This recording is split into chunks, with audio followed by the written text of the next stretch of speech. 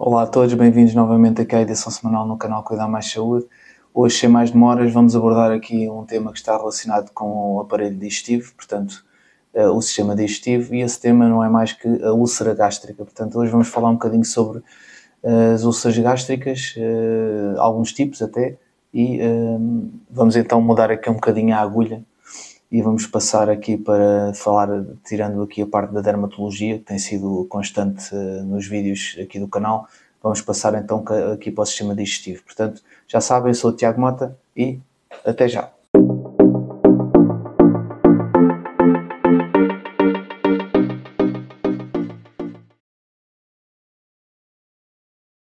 Então, bem-vindos de volta aqui à edição semanal no canal Cuidar Mais Saúde. Já sabem que a edição semanal é sempre ao sábado, não se esqueçam, como é bem sabido. Portanto, hoje vamos então falar sobre úlceras gástricas, qual o impacto que tem na nossa saúde, no nosso dia-a-dia, os constrangimentos que podem provocar no nosso desempenho normal, não é? Nas nossas atividades de vida, portanto, principalmente aqui nas atividades relacionadas com a alimentação, mas não só, não é? Porque existem determinados sintomas que acabam por ser, de certo modo, sistémicos, estão relacionados aqui com as úlceras.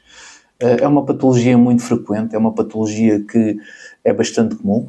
Há um tipo de medicamentos que provocam muito e influenciam muito aqui neste tipo de patologia, e esses medicamentos não são mais do que os anti-inflamatórios. Os anti-inflamatórios são dos medicamentos mais tomados no dia-a-dia, quer por situações de dores menstruais, no caso das mulheres, quer por situações relacionadas com a questão reumática, não é? Portanto, questões relacionadas com a reumatologia, propriamente disso, com o reumático, entre outras questões, não é? Inflamações que existam no corpo. Muitas vezes tomam anti-inflamatórios e a toma de anti-inflamatórios deve ser sempre feita, aliás, com prescrição médica, ok? Portanto, com indicação médica. Portanto, é óbvio que podemos hoje em dia comprar um anti-inflamatório ali na farmácia sem nenhum tipo de prescrição, mas temos que ter cuidado e, visto que o médico não prescreveu, se nós vamos levantar essa medicação na farmácia, temos que ter atenção e tentar pelo menos fazer o básico. E o básico é ler pelo menos a bula, o folheto informativo da medicação, para percebermos quais são então os efeitos secundários da mesma e contraindicações que possam existir. Os riscos e as complicações, já sabem que a nível dos anti-inflamatórios, ou seja, quem toma estes anti-inflamatórios será com certeza superior a quem não toma, e é superior em quanto?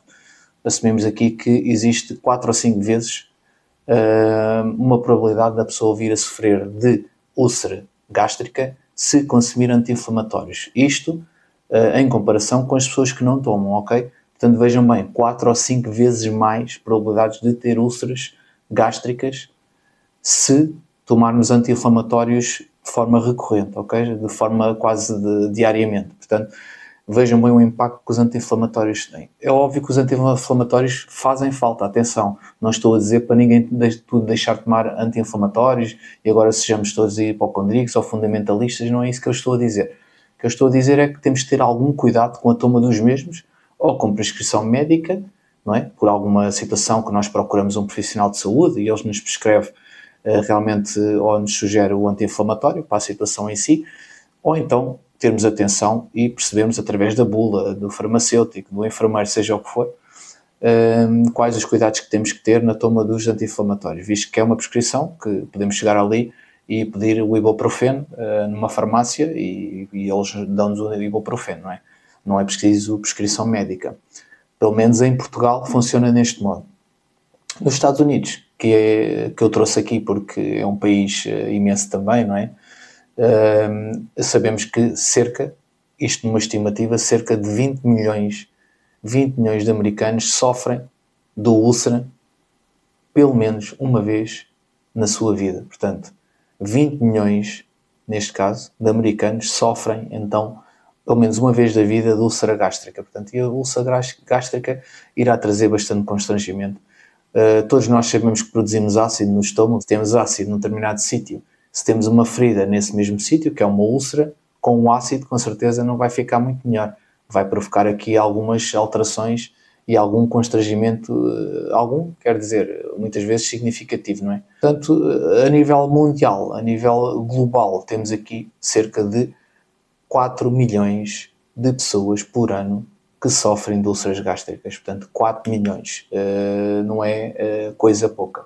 A nível dos sintomas, o que sobressai normalmente é a dor, não é? Aquela dor, aquela sensação, muitas vezes até da tal azia, que nós chamamos azia, mas não é azia, é pirose. Portanto, chama-se pirose, que é aquela sensação de infartamento até, muitas vezes leva a vómitos, pode levar até a vómitos, nós chamamos muitas vezes de hematemeses, ou seja, vómitos de sangue, não é? Com algum sangue pode acontecer, a úlcera já com alguma dimensão, em situações mais complexas, visto que temos ali uma ferida que está a babar ali no estômago, não é? E a pessoa pode ter esse desconforto e vomitar. Temos também aqui realmente uma sensação de infartamento, não é? Aquela sensação que a pessoa está cheia, dificuldade na digestão, alguma perda de apetite, não é? Isto tudo depois vai aqui acumulando, não é? E uma perda de peso, não é? A pessoa vai perdendo peso, porquê? Não só pela ferida da úlcera, é principalmente pela ferida da úlcera, não é? Mas como nós temos dor e temos todos estes sinais e sintomas que eu acabei de dizer, a pessoa com certeza não vai estar disposta para se alimentar, não é? Porque vai ter todo este desconforto, principalmente quando se alimenta, vai ficar possivelmente pior, daí não se alimentar nas devidas condições e vai haver perda de peso, como é óbvio, vai haver aqui uma perda ponderal. Portanto, as dores abdominais, a sensação de queimadura, normalmente ficam mais exacerbadas quando estão a fazer a digestão, no caso da úlcera gástrica, e normalmente, precisamente imediatamente, e passado 2 ou 3 horas. Quando a pessoa tem dor, passado 2 ou 3 horas da ingestão, ou seja, de ter feito a sua refeição, normalmente está mais associado aqui a úlceras do duodeno. As úlceras do duodeno, o que é o duodeno? O duodeno, a par de vídeos que eu também já falei aqui, que eu já deixei aqui no nosso canal, o duodeno não é mais do que a primeira parte, não é? O primeiro segmento do nosso intestino delgado. Portanto, está logo ligado ao estômago, ao duodeno, ao ileon, ao jejum. Portanto, há aqui 3 segmentos de intestino, até chegar ao intestino grosso, também denominado por o cólon, não é? Ascendente, descendente, transverso. Portanto, existem aqui sempre algumas denominações para nós sabermos localizar os sítios, não é? Mas o duodeno é então a parte do intestino delgado que está diretamente ligada ao nosso estômago. Quando isso acontece passado 2 ou 3 horas, quer dizer que o estômago já esvaziou, já está vazio, não é? E aquele primeiro segmento está com a alimentação, a passar por ali os alimentos, e provoca uma dor enorme porque está a passar por uma zona que tem alguma lesão. Normalmente estes são os sintomas mais comuns, mas em 70% dos casos pode nem sequer haver queixas. Como é que isso é possível? Muito simples. Há pessoas mais idosas, pessoas que tomam muitos AINES. O que é isso? AINES, o que é que são isso? São anti-inflamatórios não esteroides, que são os tais anti-inflamatórios do ibuprofeno e de outros tipos de anti-inflamatórios, como também o naproxeno. Portanto, o naproxeno é outro anti-inflamatório, que podem, de algum modo, não deixar aqui algum sintoma durante vários anos até, e depois a pessoa pode ter aqui, muitas vezes, detectar que tem uma úlcera gástrica, e eu sei do que falo porque também é outra das situações de patologia que tenho no sítio onde desempenho funções, e muitas vezes as pessoas até vêm por uma baixa significativa de hemoglobina, porque têm nas fezes, as fezes vieram com um bocado de sangue ou vieram fezes pretas e a pessoa não estava a tomar ferro. O ferro normalmente é um medicamento que deixa as fezes pretas, daí tudo normal, não é? Até deve sempre ser dito às pessoas que vão tomar ferro porque têm, por exemplo, uma anemia ferropénica, ou seja, baixa de ferro, por isso não têm realmente aqui alguma anemia, porque há vários tipos de anemia, não é? Como podem ver aqui. Aí as pessoas ficam despertas e ficam à vontade, não têm problemas. Mas se a pessoa não toma aqui nenhum fármaco, nenhum tipo de alimento, ou seja, algum tipo de situação que possa provocar estas alterações que se observam olho nu, que é as fezes pretas, não é? Algo não está bem, não é? E quando isto acontece, ou vómitos de sangue, quando isto acontece, é de procurar sempre assistência médica, ok? E a pessoa, quando vê sangue, a pessoa vai logo ao hospital, ou vai logo ao centro de saúde e por aí fora. Portanto, as coisas acontecem ou porque a pessoa faz umas análises e tem uma baixa de hemoglobina muito significativa, portanto está anémica, e não se sabe do porquê, muitas vezes não sabemos o porquê, e aí temos que fazer uma investigação através de endoscopia digestiva alta, ou através de colonoscopia.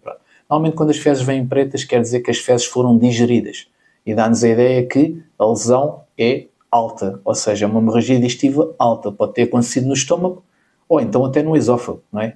Em pessoas que têm outros tipos de patologias, como pessoas que têm hábitos alcoólicos muito significativos. Mas isso ficará para outro vídeo aqui mais à frente. Mas o que acontece é que realmente há então essa digestão e as fezes vêm pretas, não vêm com sangue vivo, o que acontece quando realmente estão numa situação mais terminal do intestino grosso, ok? Sangue vivo. Mas vem sangue então preto, que é sangue digerido e com um cheiro muito característico para quem já conhece este tipo de situação. Mas é isto mesmo. Portanto, estes são alguns dos sintomas que podem levar então a essa hemorragia, pessoas que não têm nenhum tipo de sintoma e surgir então essa hemorragia repentina, ou então até aqui uma perfuração, ou seja, haver aqui uma ruptura do estômago e situações muito mais complexas de resolver ou para resolver. Os casos mais graves tornam-se então quando há uma perfuração, uma hemorragia muitas vezes até abundante, que é uma emergência médica, não é? É uma emergência médica e então quando dos cuidados hospitalares têm que ser postos em prática imediata. Portanto, porquê? Quando existem vómitos, realmente as tais hematemeses, os tais vómitos de sangue, não é? Quando existe fezes de sangue escuro, ou seja, fezes escuras, não é? Quando existem fezes escuras, como eu disse ainda agora, e se houver aqui uma perfuração do estômago, do duodeno, as dores extremas e o abdômen estiver rijo. O abdômen rijo quer dizer que pode haver aqui uma acumulação, uma hemorragia interna e o abdômen está sob tensão. Portanto, é uma emergência médica, não é? Havendo uma hemorragia interna, tem que ser feito algo, senão o doente vai morrer, a pessoa vai morrer, não é? Com certeza é uma emergência médica, ok? Cirúrgica. Causas que podem levar aqui a este tipo de patologia, ou seja, a úlcera gástrica. Basicamente, as pessoas o estômago tem uma proteção fisiológica normal, não é? Portanto, é um órgão que está preparado para receber ácido, que é produzido pelo próprio estômago, não é? E esse ácido, a função dele é realmente partir aqui as proteínas também e tornar as proteínas depois absorvíveis, não é? Pelo próprio corpo. Portanto, fazer aqui com que, imaginemos um bocado de carne que cai no estômago, vai ser dissolvido, vai ser mais facilmente depois digerido quando sofre aqui realmente dos sucos gástricos, com a ação dos sucos gástricos. E as coisas funcionam neste modo.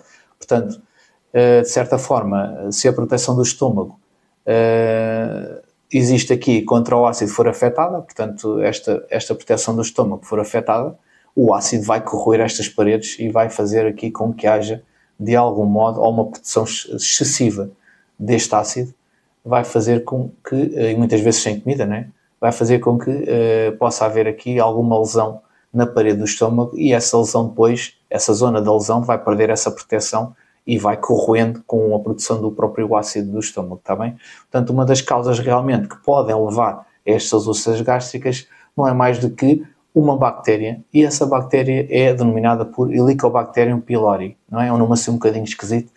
E vocês perguntam-se, mas como é que uma bactéria aguenta num ácido? Existem bactérias que aguentam temperaturas extremas. Existem até bactérias que aguentam sítios ácidos, vivem em zonas vulcânicas. Portanto, existem vários tipos de bactérias com uma resistência fenomenal. Esta bactéria é a Helicobacterium pylori, que está muito associada muitas vezes à falta de higiene nos alimentos, pode ser transmitida deste modo, e até de outros modos também, mas que esta bactéria é muito resistente ao ácido do estômago e não é o ácido que a vai destruir, ok? Portanto, isto é uma das causas. Esta bactéria, a Helicobacterium pylori, vai aqui enfraquecer também esta proteção da parede do estômago e estima-se então até que provoque 20% dos casos das úlceras gástricas, ok? Portanto, 20% de todos os casos de úlcera gástrica é provocado ou são provocados por este tipo de bactéria que é a Helicobacterium pylori, ok? Helicobacterium pylori.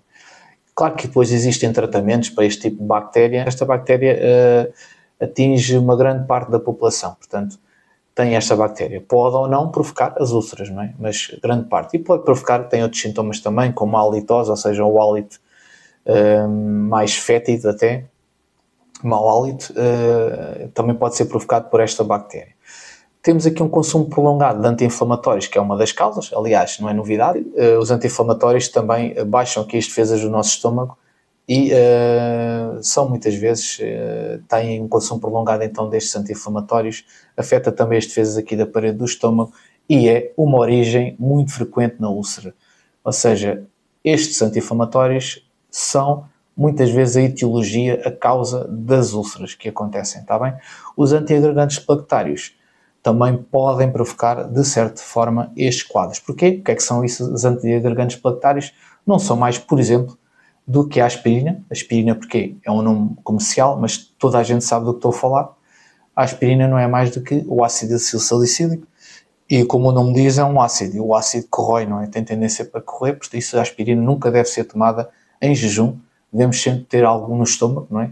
Antes de tomar a aspirina. Portanto, vai promover, como já temos o ácido do estômago, vamos pôr lá mais um ácido, e muitas vezes até pode ficar colado até no próprio esófago, não é? Que é esta parte até chegar ao estômago, o primeiro segmento digestivo, do sistema digestivo, e pode realmente também fazer uma ferida naquela zona, não é?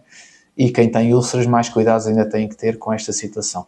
O abuso de álcool, aqui a radioterapia, podem também provocar aqui uma úlcera, e depois temos outras situações, como alguns métodos de endoscópicos ou de colonoscópio ou alguma coisa do género. Às vezes pode acontecer, acidentalmente, alguma lesão provocada por estes equipamentos. É óbvio que isso não é assim muito usual. Os técnicos têm o mais cuidado possível, pois que a experiência que têm também, mas pode acontecer, não é? Aqui algumas lesões provocadas por o uso de equipamentos, até de diagnóstico. Isto pode acontecer. A história familiar, pessoas que já tenham tido úlceras na família, principalmente descendentes ou ascendentes, neste caso diretos, não é? E uma idade mais avançada. É óbvio que nós, com a avançada idade, vamos ficando, o nosso corpo vai ficando mais frágil, não é? Até as próprias paredes, os próprios tecidos, e isso também pode levar, com certeza, aqui a situações destas. A dor crónica, pelo uso prolongado dos anti-inflamatórios, a diabetes, atenção, isto são situações que podem fazer com que haja mais probabilidades de úlcera de expressão. Portanto, a dor crónica, a diabetes, o consumo de tabaco, o consumo de café, que é bastante indigesto, não é? O café. E a pessoa que tenha muito stress também pode provocar aqui, ou aumentar a probabilidade da pessoa poder sofrer de úlcera gástrica, ok? Isto também fica presente. Depois o diagnóstico, como é que pode ser feito? Devem estar a perguntar, não é? O diagnóstico normalmente é feito por um exame médico, não é? A pessoa faz um exame médico, faz aqui uns testes complementares de diagnóstico, não é? E esses testes são como eu acabei de falar agora, como eu acabei de vos transmitir, é através não só de determinados equipamentos que nos ajudam aqui a fazer um diagnóstico, não é? São os tais exames complementares de diagnóstico e terapêutico, que é não mais do que através de um endoscópio, fazermos uma endoscopia, ou através de um colonoscópio, que é fazermos uma colonoscopia, ou seja, por via abaixo no intestino. E aí conseguimos ter uma visão. Normalmente por baixo a pessoa até tem um desconforto depois de fazer o exame, mesmo com sedação, a pessoa nem sente quase, mas após pode ter desconforto, como muitos gases, porque é injetado ar dentro do intestino para conseguir abrir o intestino, além do jejum que a pessoa tem que fazer, né, uma limpeza através de laxantes, o intestino estar limpo e se conseguir ver, mas é injetado ar e a pessoa acaba por depois ficar com ar dentro do intestino e ter algum desconforto após o exame, mas não é nada especial, ok? Esse colonoscópio e essa endoscopia permite também, além de visualizar as estruturas internas dos órgãos, pode também fazer biópsias através de pinças. Faz então essas biópsias e muitas vezes usa-se esses equipamentos até para pessoas que tenham hemorragias ativas para selar essas mesmas hemorragias através de elásticos ou através de outro tipo de gases que se usa às vezes também para fazer aqui o fecho, não é? Destas lesões, que estão ali a babar, deixem passar a expressão, esse sangue. Existem também, e eu acabei de falar nisso, diagnósticos, ou mais concretamente, existem também métodos para tentar perceber se a pessoa tem realmente essa bactéria que falei há pouco, que é a Helicobacterium pylori. Essa bactéria está presente, como eu também referi, em muitas pessoas, uma grande parte da população, e pode-se fazer aqui não é uma lavagem gástrica, mas é a colheita através de uma intubação, de um tubo que é colocado no estômago, a colheita de um pouco de líquido estomacal, não é?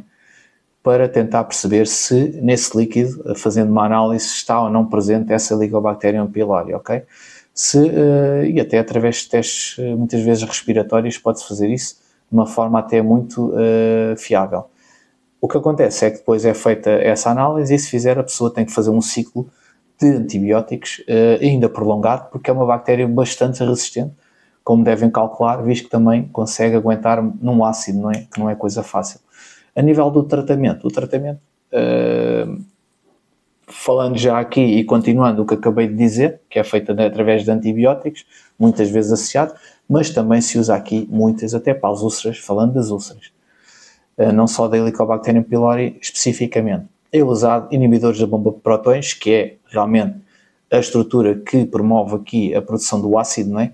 E através de medicamentos como o pantoprazol, como o esomeprazol, como lanzoprazol. Existem vários prazóis, deixem passar a expressão, que inibem aqui a produção excessiva que muitas vezes as pessoas têm de ácido estomacal, ou então que reduzem essa produção, aliás, para que não haja um excesso e assim uma maior probabilidade para quem principalmente já tem também úlceras de vir a sofrer de úlcera gástrica ou esofagite refluxo e outras coisas, não é? Que às vezes estão associadas aqui à produção de ácido, embora uma das que eu falei agora, que é a esofagite refluxo, também tem aqui outras estruturas que fazem com que isto aconteça. Mas isso é um vídeo para depois. Agora, focando-nos aqui no nosso vídeo de hoje e no tema de hoje, há realmente então aqui medicamentos que podem ser usados como antiácidos e aliviam realmente aqui estas dores que estão relacionadas diretamente com esta produção excessiva de ácido e que provocou então estas úlceras gástricas, ok? Portanto, os antibióticos são então direcionados mais são antibióticos, são usados para bactérias e não para vírus, não se esqueçam, está bem?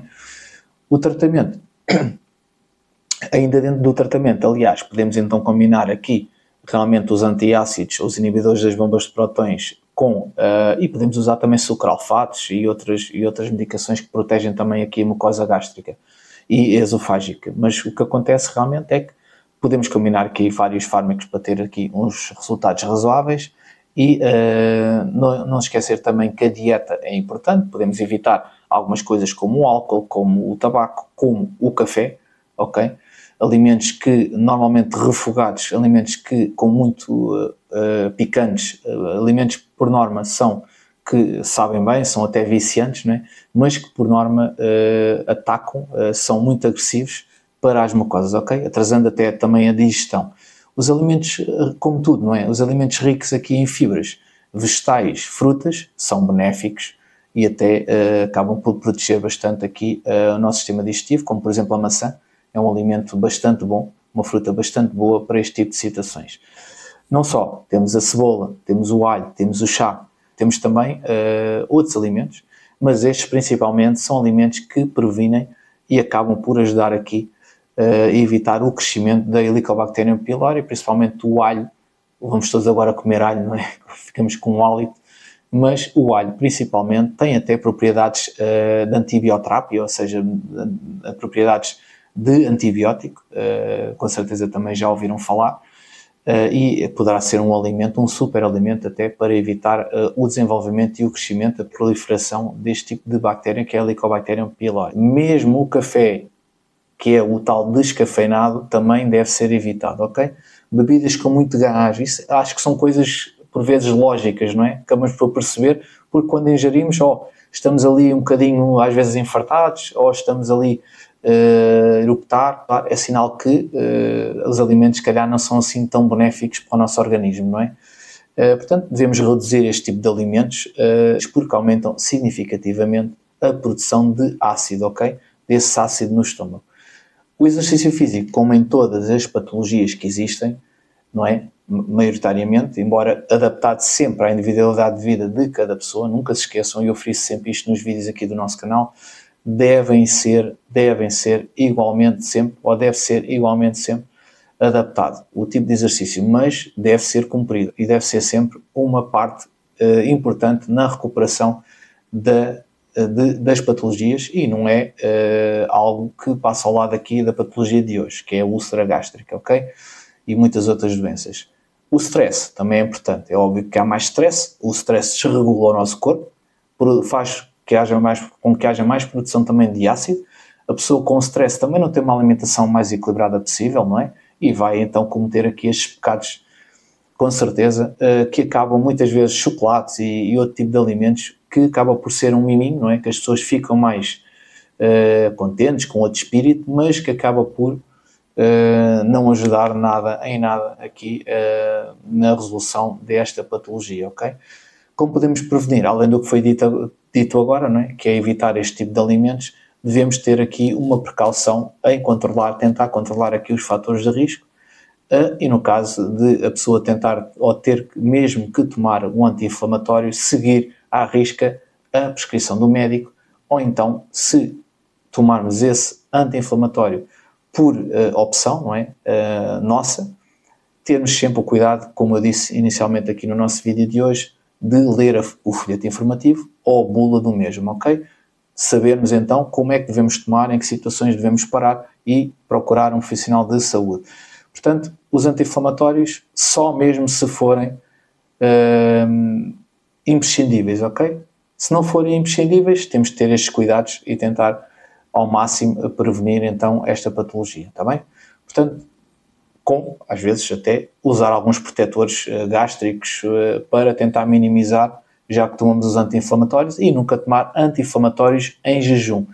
E caso a pessoa tenha úlceras gástricas, mais cuidados deve ter se vai tomar anti-inflamatórios, não é? Com certeza. Sempre temos que ter em atenção uma correta higiene das nossas mãos, a etiqueta, não é? Higiênica. Felizmente já temos alguma decorrente da pandemia, não é?